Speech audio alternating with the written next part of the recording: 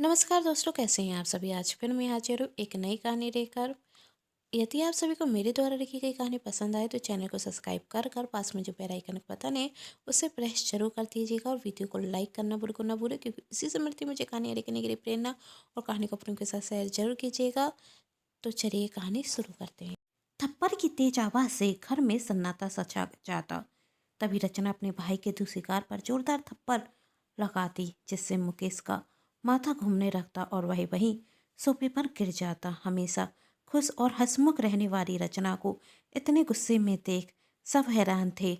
आज जब रचना घर के अंदर घुसती तो अपनी माँ की भिखारियों सी हालत देख रचना से रहा नहीं गया और वह अपने भाई में जोरदार थप्पड़ लगाती। तभी मधु, रचना की भाभी, चिल्लाते हुए कहती, दीदी ये सब क्या है? आपकी हिम्मत कैसे हुई मेरे पति पर हाथ उठाने की? तभी रचना कहती, भाभी एकदम चुप, और हिम्मत की बात तो आप कीजिए मत। आपने मेरी हिम्मत देखी कहाँ है? मन तो हो रहा है आप में भी दो चार थप्पड़ लगा दूं, पर मेरी माँ के संस्कार मुझे रोक रहे हैं। और आपकी हिम्मत कैसे हुई मेरी माँ से ऐसा व्यवहार करने की? आपने मेरी माँ की यह क्या हालत करके रखी है? मैं आप दोनों को छोड़ूंगी नहीं। आपने अभी तक सीधी साधी रचना को देखा है, जो हमेशा आप दोनों की हाँ में हाँ मिलाती रही, पर आज आप दोनों को मैं वही रूप दिखाऊंगी जिसकी आप कल्पना भी नहीं कर सकते। चलिए माँ, आप मेरे साथ इन दोनों को तो मैं बाद में सबक सिखाती हूँ। हाँ तो ले जाइए इन्हें अपने साथ, पर जाते जाते यह भी बात बता दीजिए, क्या आपके ससुराल वाले इस बुढ़िया को अपने साथ रखेंगे? मधु कहती, भाभी मुँह संभाल कर बात कीजिए, वही रिश्ते में आपकी सास है। तब मधु कहती, दीदी यह बुढ़िया मेरी सास नहीं है। 2 साल पहले भगवान ने मेरी सास को ऊपर बुला लिया था। यह तो मेरे पति की बड़ी माँ है, जिसे हम दोनों मजबूरन झेल रहे हैं। और बूढ़ी औरत को बुढ़िया नहीं कहूँगी तो क्या कहूँगी? इतना सुन रचना गुस्से में मधु की तरफ उंगली दिखाते हुए कहती, आप दोनों को मैं छोड़ूंगी नहीं। अपनी माँ के अपमान का बदला जरूर लूंगी। अच्छा, मथु ने कहा, एक तो हमारी रोटी खाती है और हम पर ही आंखें दिखाती है। यह मत भूलो ननंद जी की हमारी वजह से आपकी माँ के सिर पर छत है। आखिर हमारे घर में तो यह रहती हैं और हमारी वजह से आपकी माँ को 2 वक्त की रोटी मिलती है, वरना भूखी मर जाती। यह तो इनका तो कोई बेटा है नहीं, तो कौन रखता इन्हें अपने पास? और वैसे भी दीदी, फ्री की रोटी किसी को हजम नहीं होती।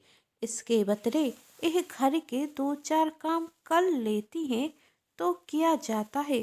कुछ तो शर्म कीजिए भाभी। रचना गुस्से में आंसू भरी आंखों से कहती, कम से कम भगवान से तो डरिए। एक बुजुर्ग महिला पर इतने जुर्म करते हुए आपको तनक भी शर्म नहीं आई? आपके तो मुंह ही लगना बेकार है। पर भैया, आप माँ के साथ ऐसा व्यवहार कैसे कर सकते हैं?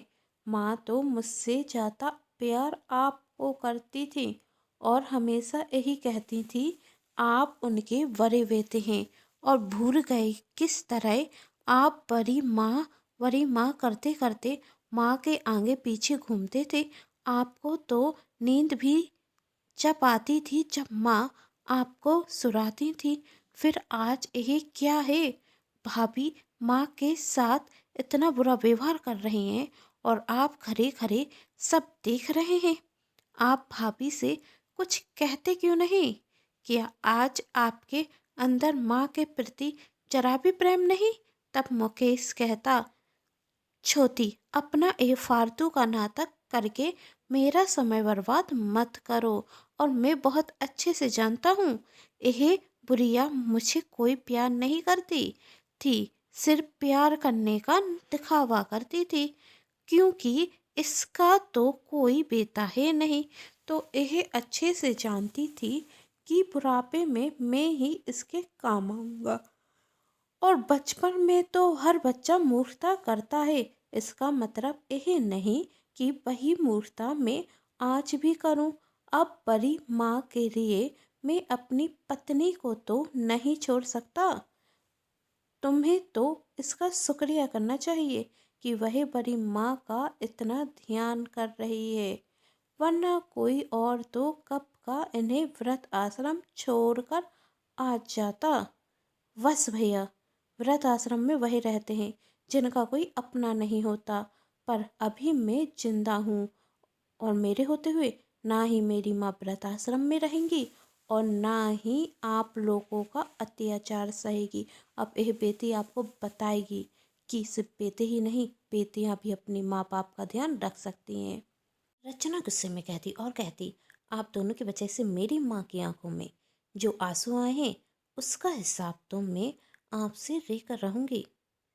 कहते हुए रचना वहां से अपनी माँ को लेकर चली जाती और मथु चिल्लाते हुए कहती, हाँ हाँ, ले जाओ अपनी माँ को अपने साथ। मैं भी देखती हूँ कितने दिन वह तुम्हारे साथ रहेंगी। जब तुम्हारी सास को पता चलेगा तो वह तुम्हारी माँ के साथ तुम्हें भी घर से निकाल देगी। रचना घर से बाहर आ चुकी थी और टैक्सी में बैठकर अपनी माँ के साथ ससुराल के लिए निकल जाती। तभी उसकी माँ कहती, बेटी, समधन जी को तू जानती है, वह तेरे ससुराल में मेरा रुकना पसंद नहीं करेगी। क्यों मेरी वजह से अपनी ज़िंदगी बर्बाद कर रही है? मुझे उसी घर में छोड़कर आ जा। आखिर मेरी ज़िंदगी के दिन ही कितने रह गए हैं। जी लूँगी मैं उस घर में जैसे तैसे, पर तेरा घर बर्बाद कर कर मैं नहीं जी पाऊँगी। नहीं माँ, अब मैं आपको उस नरक में छोड़कर नहीं आ सकती। कहते हुए रचना गहरी सोच में डूब जाती और जब घर आता तो टैक्सी से उतरती और घर के अंदर जाते साथ रचना के हाथ पांव फूट रहे थे। ना जाने सासू माँ की क्या प्रक्रिया होगी, रचना सोच रही थी। और जैसे रचना घर के अंदर जाती तो उसका पति जय रचना की माँ को देखते हुए कहता, अरे माँ जी, आप, अच्छा लगा आपसे मिलकर। तभी रचना कहती, रोहन, माँ जी कहाँ हैं? तब रोहन कहता, माँ तो अभी अभी पड़ोस में गई हैं।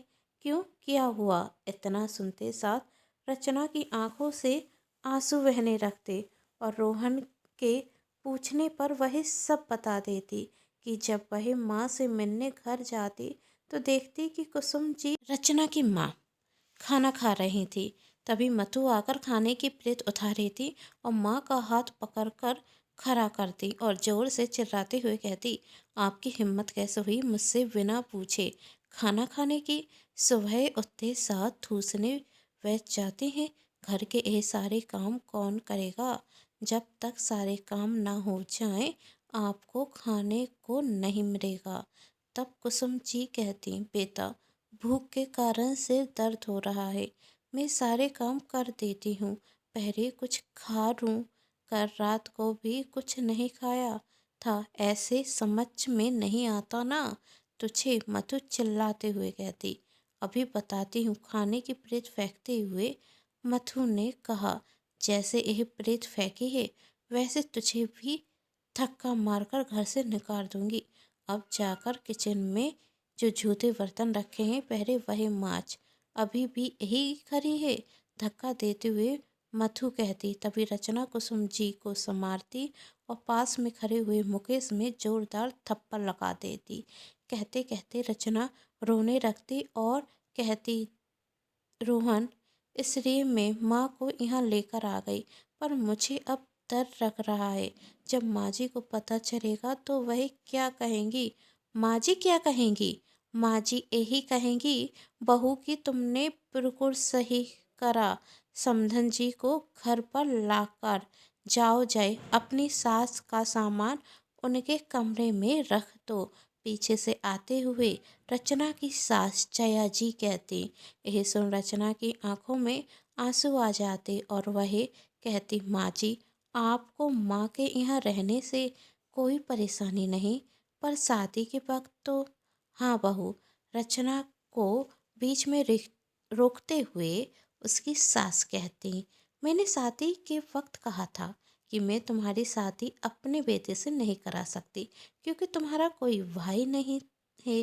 पर उस वक्त तुम्हारे काका और काकी के कहने पर मैंने शादी के लिए हाँ कर दी क्योंकि उन्होंने कहा था कि मुकेश के होते हुए दूसरे भाई की क्या ज़रूरत। और सच कहूँ तो उस वक्त मुझे डर था इस बात का कि तुम्हारा कोई भाई नहीं, इसलिए तुम अपनी माँ के प्रति अपने कर्तव्य निभाओगी और हमसे दूरी बना लोगी। पर इन 2 सालों में तुमने एक अच्छी बहू होने के कर्तव्य बखूबी निभाए, तो अब एक अच्छी बेटी बनने से मैं तुम्हें कैसे रोक सकती हूँ माँ जी। यदि आप मेरे साथ हैं तो मैं अपने भाई भाभी को ऐसा सबक सिखाना चाहती हूँ जो वह जिंदगी भर याद रखें। तभी रोहन कहता, तो क्या करना चाहती हो तुम? मेरे भाई भाभी यह भूल चुके हैं, वही जिस घर में रहते हैं उस घर में मेरा भी बराबर का हिस्सा है। मैं उनसे वही घर लेना चाहती हूँ। पूरी प्रॉपर्टी में मैं अपना आधा हिस्सा लूँगी। अभी तक मैंने अपना हक ये सोच कर नहीं लिया कि मेरे चचेरे भाई भाभी मेरी माँ की सेवा कर रहे हैं और जायदाद में उसी का हक होता है जो सेवा करता है। पर इनकी वजह से मेरी माँ की आंखों में आंसू आए तो अब मैं भी इन्हें रुलाऊंगी। हाँ बहू, तुमने ये बिल्कुल सही सोचा और हम सब तुम्हारे साथ हैं। कुछ दिनों बाद रचना प्रॉपर्टी में से अपना हक ले लेती और सारे पैसे माँ के नाम जमा करा देती। कुसुम जी को बेटी के घर रुकना पसंद नहीं आता, इसलिए रचना पास में ही एक कमरा किराए पर रहकर अपनी माँ को वहीं रुकने को कहती और सुबह शाम उनसे मिलने जाती। त्योहार पावन भी उनके साथ मनाती। अब वह सब बहुत खुश थे। वहीं दूसरी ओर मुकेश और मधु अब आर्थिक रूप से परेशान रहने लगे थे। भगवान ने भी उन्हें उनके किए की पूरी सजा दी। दोस्तों, आप सभी को ये कहानी कैसी लगी नीचे कमेंट बॉक्स में जरूर बताइएगा। मैं आप सभी के कमेंट का वेट करूंगी। कहानी पसंद आने पर चैनल को सब्सक्राइब, वीडियो को लाइक एंड शेयर जरूर कीजिएगा। Thanks for watching.